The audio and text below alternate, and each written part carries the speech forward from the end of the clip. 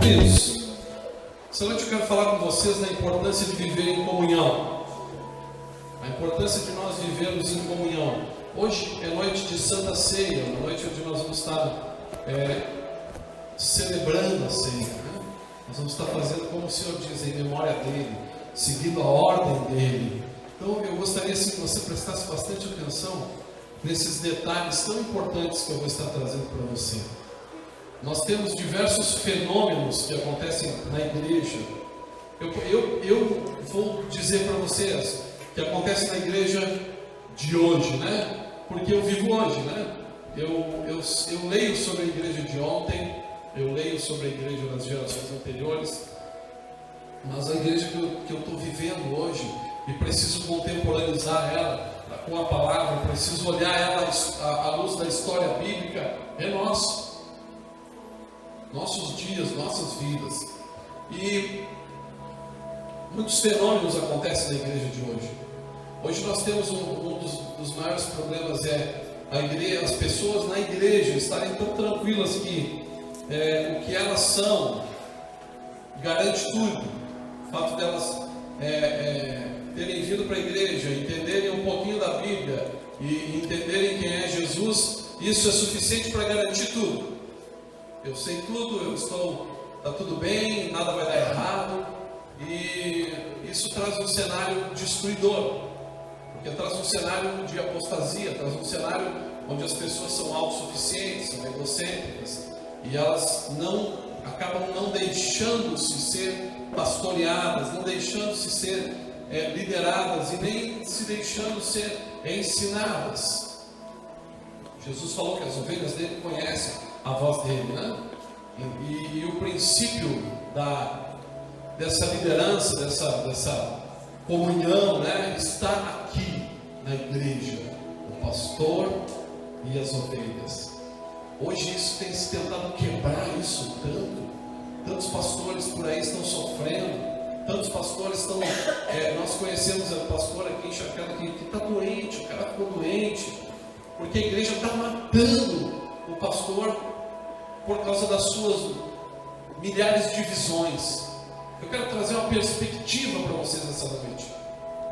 Eu não quero trazer um peso, eu quero trazer uma análise para vocês.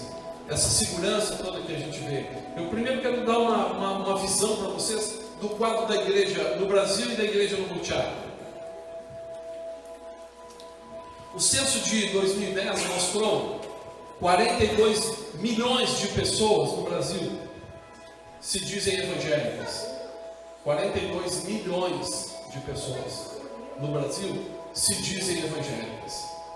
Você conhece alguma pessoa que se diz evangélica, mas que não faz conforme a palavra de Deus?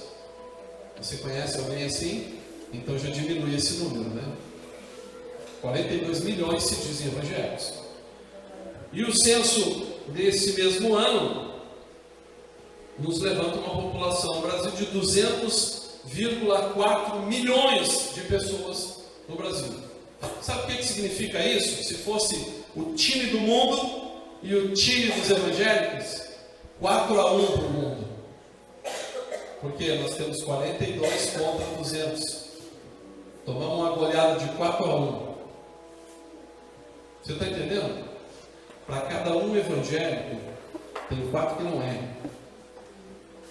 Você entende essa proporção? Amém? Às vezes parece que o movimento, o show, o YouTube, as pregações, você está cercado no mundo que você está vivendo. Uma coisa que nós precisamos observar: nós vivemos em um mundo que nós acessamos ali, mas o mundo em si ele é bem maior do que isso. Então o mundo que você vive tem muitos crentes, o mundo que você vive tem alguns desviados, o mundo que você vive tem alguns que não querem Jesus, mas há muito mais. Então cerca de 150 milhões de brasileiros que não são evangélicos. Eles estão entre os católicos, entre os espíritas, entre todas as outras opções que tem de crença. Então no Brasil nós tomamos de 4-1, né? E aqui em Butiá, a cidade, ela tem 20.400 habitantes, mais ou menos pelo censo, né? Que está lá no site da prefeitura, pequeno IBGE. E 20.400. Nós tivemos uma reunião com pastores e foi levantado ali cerca de 30 igrejas, que seria o que tem aqui em Butiá, cerca de 30 igrejas. Mas eu levantei um pouquinho o negócio, né, para não ficar, né, eu botei 35 igrejas, supondo que em Butiá nós tivéssemos 35 igrejas, e que essas 35 igrejas, cada uma delas tivesse 200 membros, cada uma tivesse 200 pessoas dentro da igreja, congregando, nós teríamos 7.000 evangélicos, e tomaríamos de 3-1 do mundo de novo. Você está vendo o quadro, como é que é a realidade? Pode parecer que a igreja, às vezes as pessoas dizem assim, não, a igreja está crescendo, a igreja está tomando isso, a igreja está tomando aquilo, mas tem muito para ser tomado, tem muito para ser ensinado, tem muito para ser evangelizado. Nós temos aqui pelo menos umas 19.000 pessoas aqui, não dá isso, dá umas 13.000 pessoas.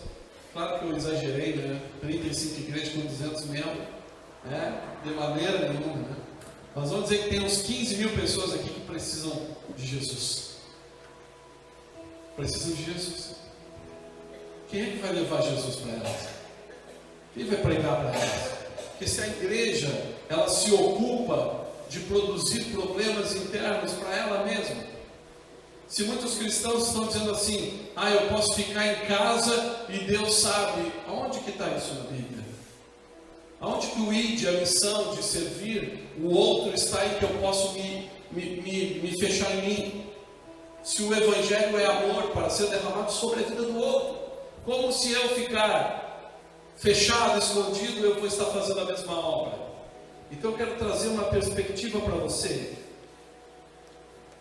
dessas relações. Os números não são bonitos, não, né? Você pode ver o Brasil que um grande movimento aparece na TV, o Diante do Trono está lá no jornal, né? Tá cantando no Domingão do Faustão, mas nós estamos tomando de 4-1 no Brasil. Isso não define salvação de pessoas, isso não define o crescimento da igreja de uma maneira santificada, ou seja, pessoas que estão em santificação estão alcançando pessoas que precisam de santificação, e isso está causando um avivamento. O avivamento é isso. O avivamento é aqueles jovens que levantaram a mão, que vieram para cá porque alguém foi lá e trabalhou com eles e cuidou deles, e eles foram tomados por Deus, eles foram amados, Isso é um avivamento, porque aquelas pessoas foram avivadas, estavam mortas e foram salvas. Mas o quadro nacional, o quadro da cidade não é bonito. Enquanto os pastores estão aí brigando, né? A minha igreja, a minha ovelha, a tua ovelha, cara, tem mais de 80% da cidade amíngua, sem Jesus, sem esperança, sem nada. Você está entendendo? Amém? Amém? Amém. 2 Coríntios capítulo 6, versículo 14. 2 Coríntios 6, 14 diz assim, eu vou ter que dar uma acelerada, para o horário, né? Vamos lá. Não vos prendais ao jugo desigual com os infiéis, porque que sociedade tem a justiça com a injustiça? E que comunhão tem a luz com as trevas? Hoje é comum as pessoas viverem o seu ciclo de vida numa rede de amigos não cristãos. É aqueles caras não comungam da mesma fé que você, ou dessas pessoas, não você, porque aqui eu creio que isso não acontece, mas não comungam da mesma fé, eles bebem, eles falam um monte de bobagem, falam palavrões, debocham dessas pessoas porque elas são dizimistas e ofertantes, e eles estão lá, são meus amigos. Não vos meta debaixo de um jugo desigual. Sabe, esse convívio de vida vai ter evangelismo. E querido, uma ovelha sozinha que vai passear no meio das trevas, ela vai virar churrasco. Ela vai virar churrasco. Eu sei que muitas pessoas poderiam vir agora aqui e dizer: eu quero dar meu testemunho. Vamos lá no meio das trevas. A gente vira churrasco. A gente é humilhado, a gente é destruído pelo diabo. Eu falei de uma jovem aqui agora, né? Que está passando por uma dificuldade por isso. Então, a palavra.